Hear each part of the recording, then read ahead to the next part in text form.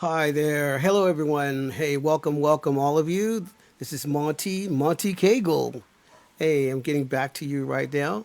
I was live this morning talking about ghost stories, and I wanted to come back to you and work out the sound. It was a little fuzzy, but I want to clearly talk to you today as we're starting my common sense sections on my YouTube and Facebook page and YouTube channel.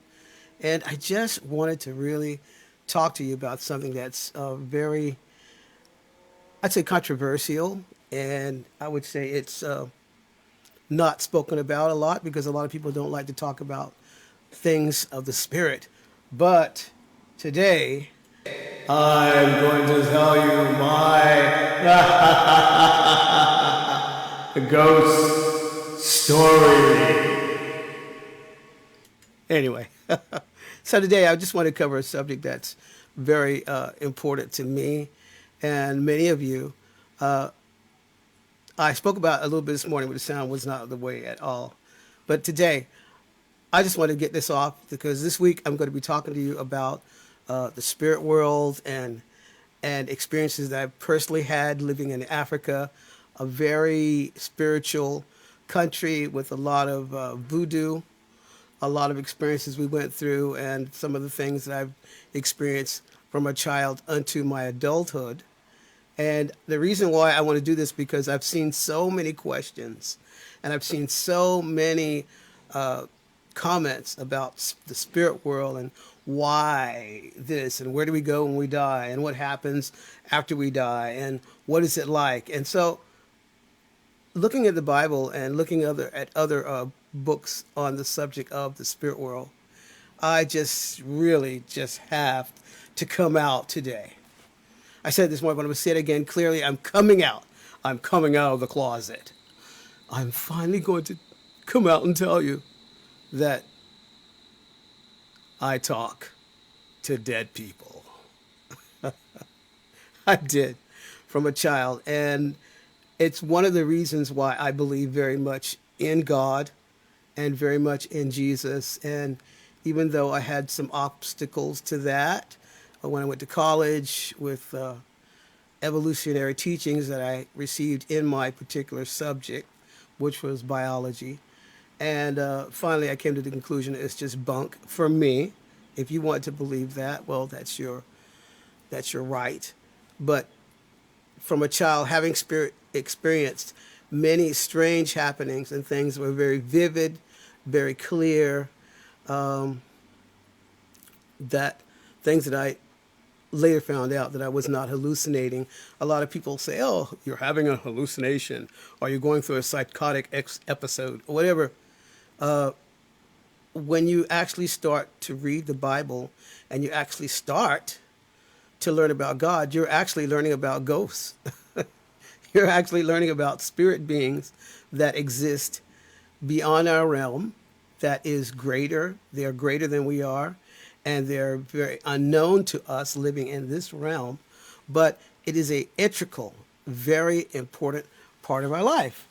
And I've kind of gone through the religious route and the scientific approach to these things. But I'm just going to tell you just plain facts. I'm coming out of the closet, guys. Since a young child, I was about 4. I've had experience talking to people that have passed on. You might say talking to dead people. Look, and it wasn't a horror experience. It was something very real, very vivid, very clear, and situations that were not there were not hallucinations or psychotic episodes. They were real, true events that happened. And the reason why I'm going to be doing this week and talking a lot more about it is because we are fast approaching a time in our lives, in the world history, that things that are unprecedented are happening. And these things are leading up, I personally believe, and many scholars believe, that it's fast approaching the time for Jesus Christ to return to the earth.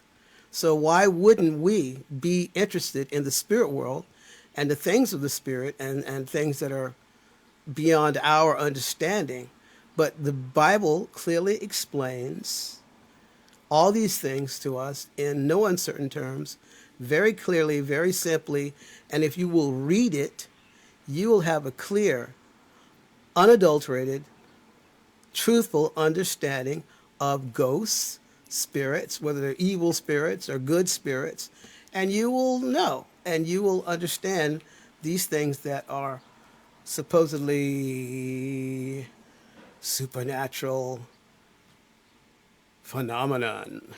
But they're very real and very much a part of our lives. It's only in our time in history that we've downplayed it and so polluted it that we don't even believe in it anymore. But I'm just going to come out, guys, and I'm just telling you, I've had from a young child. No, I'm not special. I know many people go through these things, and many people have these things happen to them in their lives. But because of fear of society, because of taboos of our society, where you're not allowed, or you're not supposed to be talking about these things, the Bible doesn't say that we shouldn't. And as a matter of fact, we should speak more about the spirit world and more about the experiences that we go through. But because of our demonic, devilish, hellish world and society that we've created, the devil plays these things down, or our society causes these things to be poo-pooed on or pushed down. But I'm just going to be clear to you that it's not a matter of weirdness. It's not a matter of something that's supernatural phenomena. It's just life. And everybody experiences it. I'm just going to say it. Everybody has these experiences, whether things they can't explain, or they've seen things, or they've heard things, and it's not they were not hallucinations. And I know many of you have experienced these things, but I'm going to say it so that these things can be brought out, so we can really know and believe. And it's just a part of life. So these are things that happened in my life made me realize more than ever how real the spirit world is and how the Bible is the truth. And when you talk about speaking to dead people, well, I can only go back to the Bible and refer to some of the things. Now, the good things in the New Testament, Jesus himself, before he died, gave a wonderful example to his disciples where he actually spoke to the dead. Alive, they're awake and they weren't sleeping. And you find that story in Mark 9, chapter 2 through 9, where you find that Jesus took two of his disciples, 2 or 3, to the mount, on this mountain, and right before their very eyes, Elijah and Moses appeared to them, and Jesus became like, his countenance was bright as the sun, and his clothes were white than any whitener you could imagine, and he was transfigured right before his 2 disciples were wide awake. And that's an example right there, with unequivocally that Jesus and his disciples saw, and Jesus actually spoke to dead people. Let's be honest. I mean, Elijah and Moses had already died hundreds of years, before Jesus came. So that's an example of someone speaking to dead people, right? So, and there are many, many, many, many, many, many other examples in the Bible and in people's lives. And it was not an evil experience. And it wasn't something like horrible or terrible. Okay, of course, there's examples in the Bible of one of the big examples on an evil side of things was Saul and Samuel. Saul went to this witch to talk to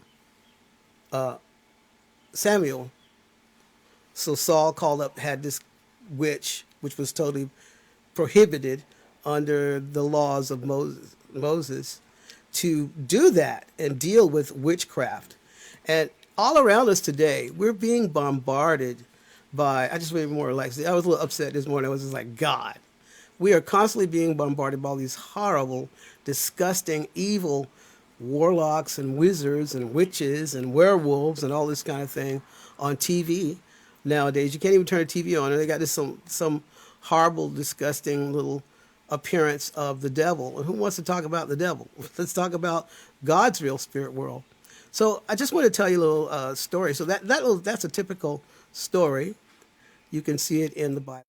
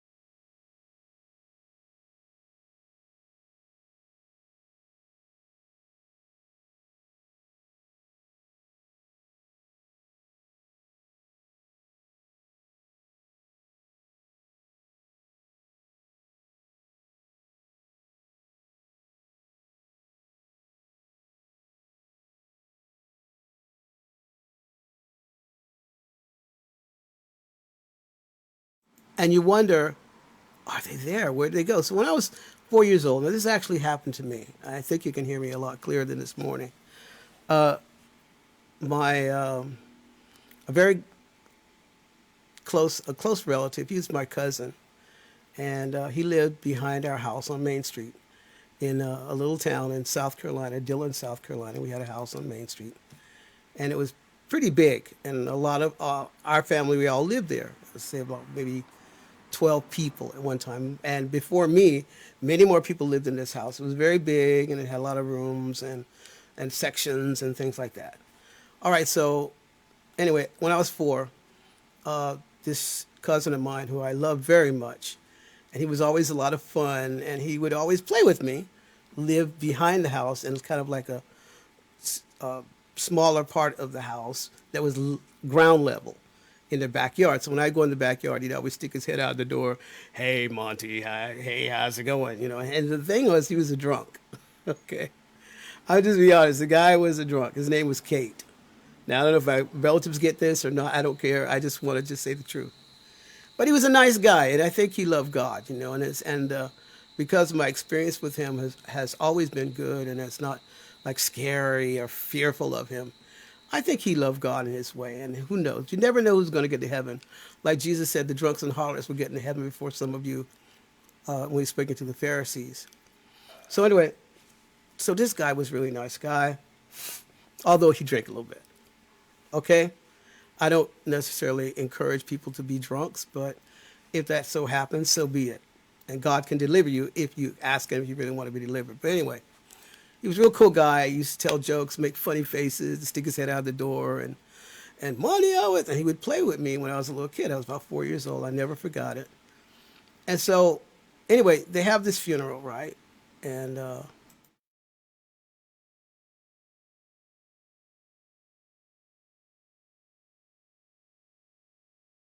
back home from the funeral, and it was a big ordeal. It was a long day, and my parents' room was near my room, and when I spoke or talked, they had access to my room. The door would always be open, and it was kind of like a Grand Central Station for the whole house for many years because I had a TV set in my room. I'd pull out the couch every night. Okay, we weren't so it was just a lot of relatives. Okay, but anyway, my room was where most of everybody got together to watch TV because we were the first ones to have TV. Now this was in the 50s. Okay, so anyway, we come back from the funeral, and my mom and dad are in their room. I hear them talking, blah, blah, blah, blah, blah, blah. And so I was kind of tired, and I was just sitting there. I laid down a little bit, but I wasn't asleep. And this relative who passed on, and we just finished his funeral, came up to me, came up to in the room, sat on the chair next to my bed. I turned and looked at him, and there he was. And I was like, Kate, how you doing? And we started talking. And, blah, blah, blah, blah, blah. So after 5 minutes or so, my mom goes, hey, who are you talking to in there? Being a kid. I mean, I didn't think anything of it. I just turned and said, hey, I'm talking to Kate, Mom. Just talking to Kate. And and they flipped, right? And they started talking, and when they started talking a little more about it, Kate just got up and he left. So I'm sitting there, and I say, yeah, I was just talking to Kate. And they were like, you heard them, this kid's talking about Kate. Kate's dead. And I didn't think much of it. And, I just went to sleep. So that was my very, very first experience with talking to someone who was dead. Now, you could say it's not good or it's evil or whatever you want to say. I really don't care. But I'm just trying to say these things do happen to people. And they happen to children. That children do see a lot of things that adults don't see because, of their unbelief. And I kept that in my heart. And other things would happen around in the house, and I would see things, and I would talk things, but I wasn't psychically maladjusted. I was just sensitive in the spirit, and I just saw things and I heard things. Now, this followed me through my whole life, which caused me to really seek things and search for things and desire things a lot more than our three-dimensional plane that we live in nowadays. And I was constantly seeking, which I got into reading the Bible when I was like 6 or 8, more or less, when I could really start reading. And I started reading the Bible a lot. And my grandfather would talk to me. He came over. He was a Pentecostal preacher. And he would talk to me about the Bible. And I just started really getting interested in the Bible at a very early age. But it was just that happened. And then little other things happened here and there, which, when you finally get older and you get around your friends and you talk about things like that, they're like, they're kind of scared. A lot of people are scared of it. But over the years, I've learned not to be afraid when these things happen. And I do see things happen. And I have seen in my travels, living in Haiti, you see people with their little voodoo stuff, seen things there. In Africa, in America, it's full of it too. And in the South America. And ghosts are real. That was my ghost story to start off my week. I'm going to be talking a lot more about it this week. If you're interested, don't forget to log on and see some of the things and hear some of the things I have to say. Now, these were true events, things where I wasn't hallucinating and things like, later on in life, when I got married, my wife and I experienced things together. We saw things, and in some of the places we lived in that same town, another ghost story happened where she was awake, I was awake, we both saw it. Now, it's really physically impossible to have two people have the same hallucination at the same time. So I'm going to be telling these stories this week, and I want you to realize that they are true. And we all are going to, in some fashion, shape, or form, going to have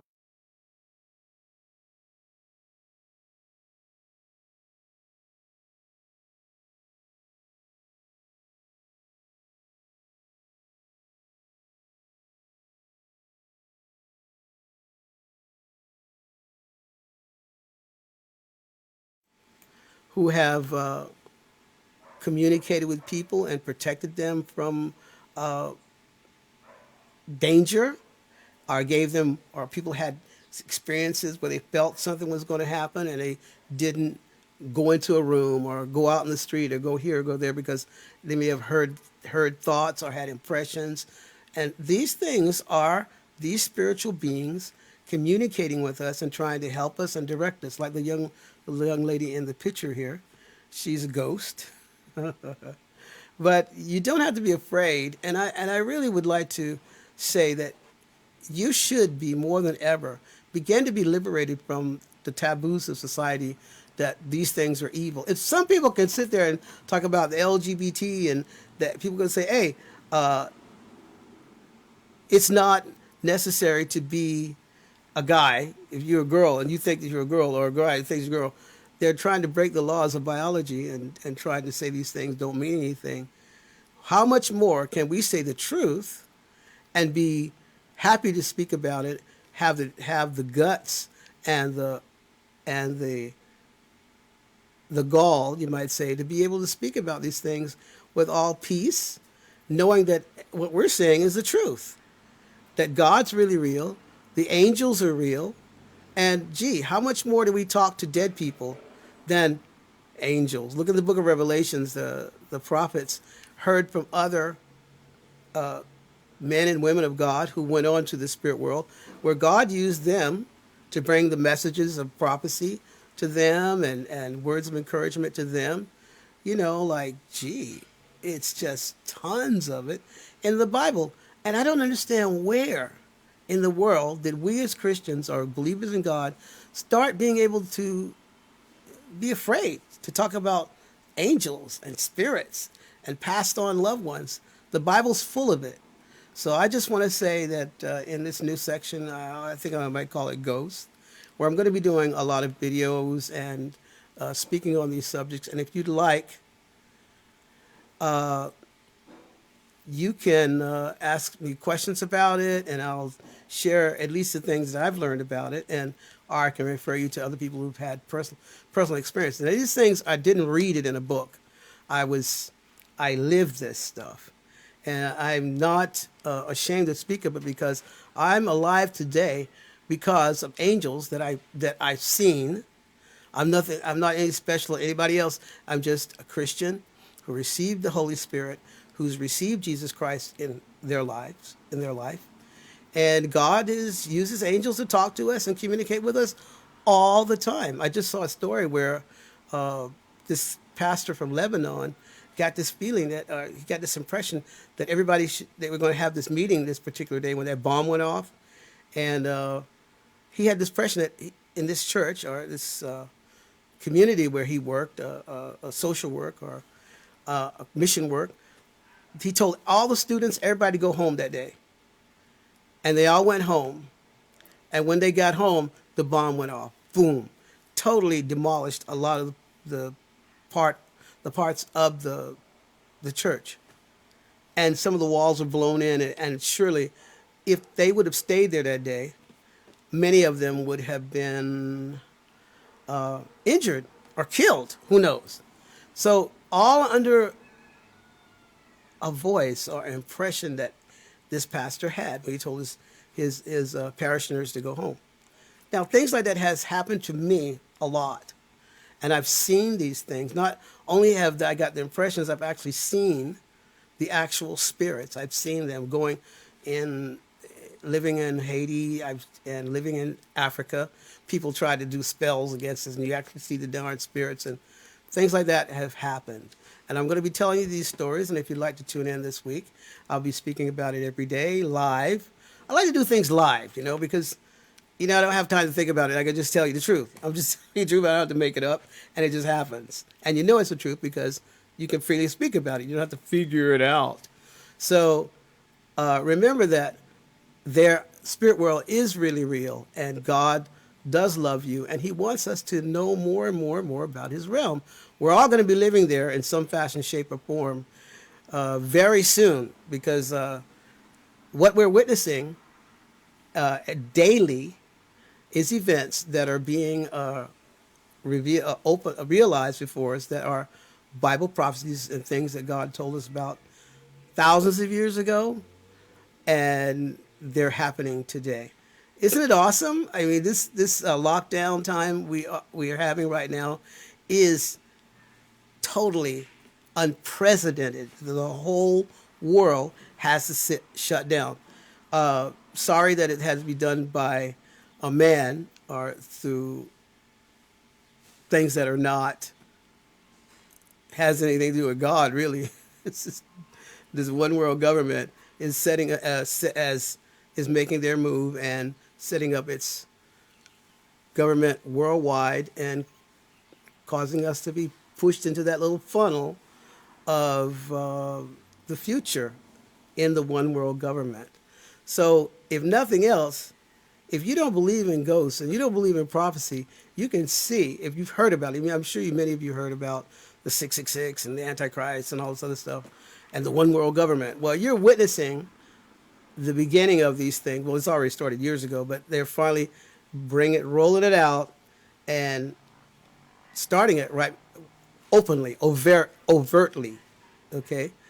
So know that the dead are very close to us and they're all around us and we don't have to be afraid. Hey, so don't forget to keep logging on and don't forget to keep liking my videos, share my videos, and share them with your friends. And for those of you who have had these supernatural events, these paranormal events, I'd like to say unequivocally, there's nothing to be ashamed of, nothing to be afraid of. It's real. It's part of life. You're not having hallucinations. You are experiencing spirits and angels and departed loved ones who are on the other side trying to help you and trying to work through you and show you that they're there. If you had a mother or a father or a brother or a sister or uncle or aunt or cousin who passed on, they are still there. I don't know if they were believers or not, but they're somewhere in the spirit world. And there's a lot of places in the spirit world too. That's another subject in itself. But I'd like to wish you a super duper evening, and I'd like you to keep logging on to my Facebook page and my YouTube channel, and there you can get all the goodies and learn a few things that you may not have known before, or if there are any ideas or anything that you'd like me to speak on, please just make a comment and like the videos, share the videos, and keep logging on to the Monte Cagle YouTube channel or the Monte Cagle Facebook page. So have a beautiful evening, a beautiful day, and just remember, keep looking up and not down. See you soon, and thanks for listening.